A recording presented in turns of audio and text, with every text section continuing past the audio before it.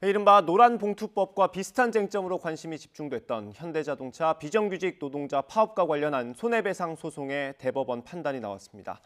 대법원은 조합원들이 공동으로 현대차에 배상하라는 원심을 파기환송했습니다.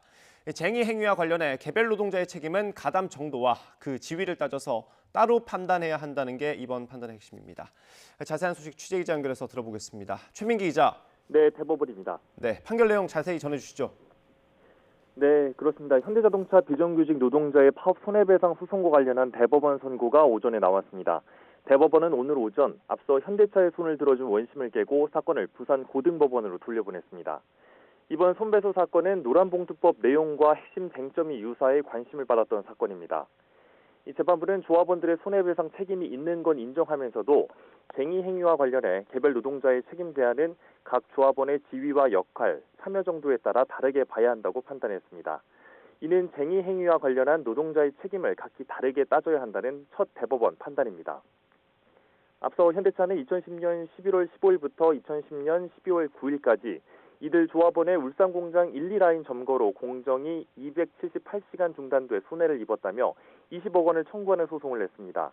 이에 1, 2심 재판부는 이번 대법원 선고와 달리 민법상 공동 불법 행위자는 모두 동일한 책임을 부담한다는 원칙에 따라 조합원들이 공동으로 현대차가 청구한 20억 원을 물어줘야 한다고 결론 내렸습니다.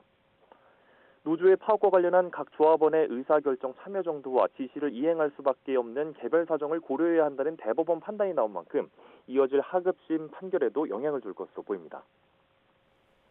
네, 오늘 쌍용차 파업 사건에 대해서도 선고가 있었던 것 같은데 그 내용은 어땠습니까? 네, 대법원은 지난 2009년 쌍용자동차 노조의 파업에 동참했던 금속노조가 쌍용차에 물어줘야 할 손해배상액을 감액하라는 판단을 내렸습니다. 정리해고에 맞서 장기 파업을 벌인 쌍용자동차 노동자들을 지원한 금속노조에 33억 원을 배상 책임을 묻는 건 과도하다는 판단입니다. 이에 대법원은 앞서 금속노조가 회사에 33억여 원과 지연 손해금을 지급하라고 판결한 원심을 깨고 사건을 서울 고등법원으로 돌려보냈습니다. 이 사건은 2009년으로 거슬러 올라갑니다. 앞서 금속노조가 2009년 쌍용차 지부와 총파업에 돌입하자 금속노조 차원의 투쟁으로 전면화 방침을 정한 뒤 파업에 나섰습니다. 이후 쌍용차는 쌍용차 지부의 불법 파업에 금속노조가 가담해 손해를 입었다며 금속노조를 상대로 100억 원의 손해배상을 청구했습니다.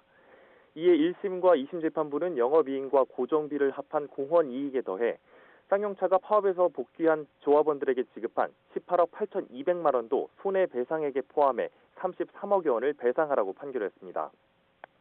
그런데 이번에 대법원은 조합원에게 지급한 18억여 원의 돈은 파업과 상당한 인과관계에 있는 손해라고 보기 어렵다며 배상금 산정에서 이를 제외하라고 판단한 겁니다.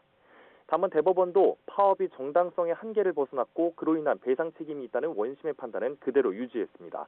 지금까지 대법원에서 YTN 최민기입니다.